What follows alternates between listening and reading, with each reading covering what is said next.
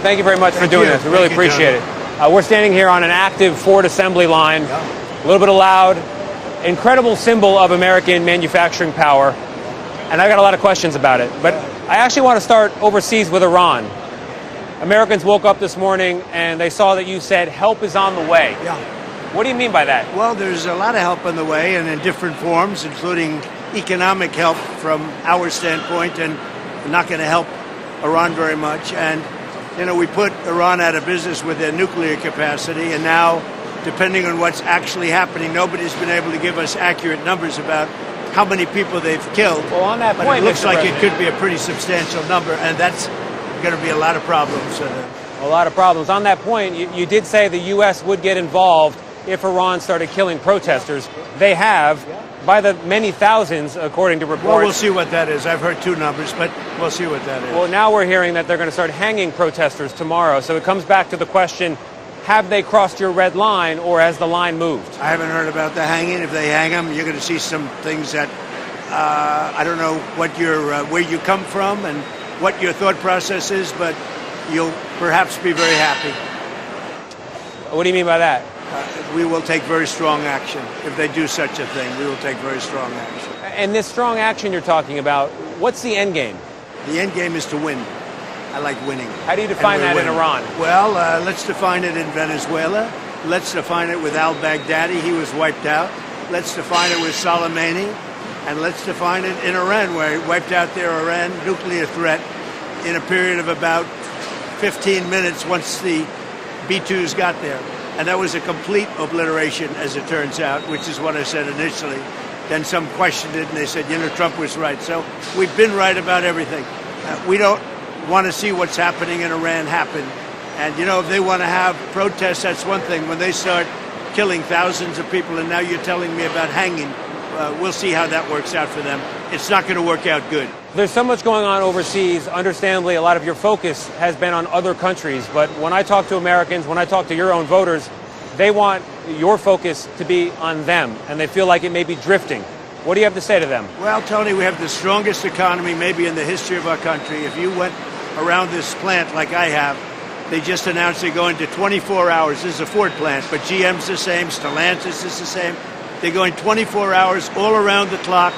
They're enlarging every plant in this country. We're building more plants in the country than we've ever built. There's no inflation. You saw the inflation numbers. Inflation's very low. It seems bad on groceries. Our growth numbers are through the roof. Our job numbers are tremendous. We have the highest stock market we've ever had. Today, we hit every day for the last, I think, 48 times out of 11 months. 48 days out of 11 months, we've had the #1 stock market in the history of our country. So my big focus is here.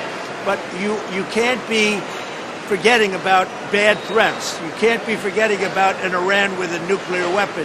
You can't forget that there's tremendous wealth in the Middle East, and a lot of that wealth is coming over here to build plants. Saudi Arabia is giving us $2 trillion. Qatar is giving us $2 trillion. UAE is giving us $2 trillion.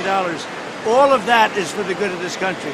So my focus is very much on this country, but you can't lose sight of the fact that we need peace all over the world. I've ended 8 wars. If we had those 8 wars raging, it would be very bad for this country. Mr. President, you mentioned the market there. I've got a question that might affect the markets. It's the Jerome Powell situation. He's the Fed chair. I know you've said you had nothing to do with the investigation, the criminal probe into him, but you have been criticizing him for most of the last year. And even some prominent conservatives say it looks like political retribution. And some prominent conservatives also love it. So, you got to mention them too. What do you say to that accusation? As you grow older in this position, you have to mention the other side. More people like it than not. He's been a lousy Fed chairman. He was reappointed by Biden. I was a little surprised at that because I didn't think he really earned a stretch. He's been too high on interest rates. And I call him too late. He's too late to reduce. He should have reduced them by more. Despite that, we fought through that. In addition, he heads up a construction situation on a rebuilding of a little building, 2 little buildings called the Fed. Yeah. You know where they are. You've seen them a million times. Yeah. I think I could have done that job. I could have fixed them up for $25 million.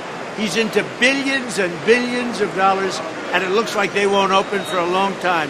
and he's either corrupt or incompetent. So on the question of corrupt or incompetent, you're right. Some prominent conservatives are criticizing this. I'll take your word that others are not. You don't have to take my word. What you should do is go out and interview some people, and you'll find out. But on this direct question about political retribution, what it looks like, sir, what's your response? I can't help what it looks like. Look, I've created the greatest economy maybe in history, and you're seeing that now. Plants are being built all over the country. We've never had anything like it. They're leaving Canada. They're leaving Mexico. They're leaving Japan and all over Europe, Germany, all over Europe. They're coming in. Bill Ford Motor Company, he just told me that he's never seen anything like what's happened. I also freed up some of the environmental nonsense, which made it virtually impossible to build a car, and certainly to build a car for the right cost. And they're doing better than they've ever done. AI, we're leading China by a lot. We're leading China by a tremendous amount. We're leading everybody at everything. And then we had a big victory. I would say that even you would say that. We had a big victory with Venezuela. We had a big victory with Iran. We have a lot of victories. We don't have any defeats, and I want to keep it that way. I've got an important question about the situation in Minnesota, the death of Renee Nicole Good. I've been speaking to her father, who is a big supporter of yours, like many Americans are. But he's heartbroken right now. I can understand that. He's heartbroken because his daughter is dead. That's obvious. He's also heartbroken because your administration so quickly has come out and said she's a domestic terrorist. What do you want to say to her father right now? Well, I want to say to the father that I love all of our people. They can be on the other side. As you say, he might be on my side. He is on your side. And I think that's great. And I do. I think it's great. And I would bet you that she, under normal circumstances, was a very solid, wonderful person. But, you know, her actions were pretty tough. I mean, I've seen it many ways and many different shapes and forms. But the bottom line is, look, we have hundreds of thousands of murderers in our countries, killers. ICE is trying to get them out. They were let in through an open border policy of Sleepy Joe Biden. ICE is working very hard to get them out. Their job is being made very, very difficult. And, you know, when you look at that tape, it can be viewed two ways, I guess. But when you look at the way that car was pulled away, there are a couple of versions of that tape that are very, very bad. I want to talk about the economy while we have you here. The inflation numbers came out. Overall, not bad, but grocery prices. No, overall, very good. Good for us. Good for our country. Joe Biden had the highest inflation numbers in history, correct? The direction. I have them down to a level that they haven't seen in about 9 years. And Mr. President, help me understand, when I travel the country and I go all over the place and I talk to everyday Americans, they tell me they don't feel it because grocery prices might not, are up. but they're going to now. I've only been here for 11 months, okay? And, you know, the first few months were really rough, if you look at them, because I inherited a mess. I inherited a mess of crime. I inherited a mess of inflation. I inherited a mess of places closing up and going to other countries. And now we have the hottest country in the world. Tony, we have now the hottest country in the world, and a year and a half ago, our country was dead. We had a dead country. You wouldn't have a job right now.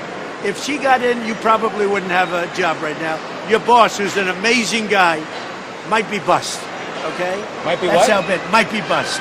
I doubt it in his case, but you'd never know. Let me just tell you, you wouldn't have this job.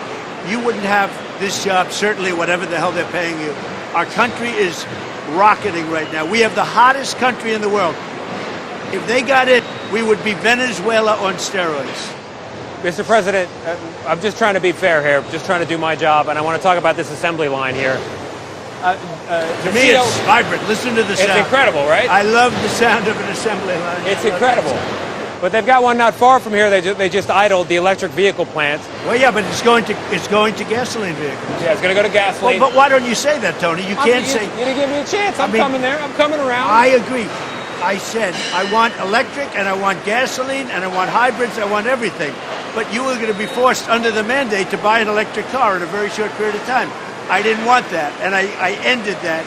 Now people can have electric, they can have gasoline, they can have hybrid. But are they going to have people to build these cars? The CEO of Ford said not long ago he's got 5,000 open mechanic jobs. He can't find people willing and able to fill them. I know, but that's a good thing, Tony. That means it's vibrant.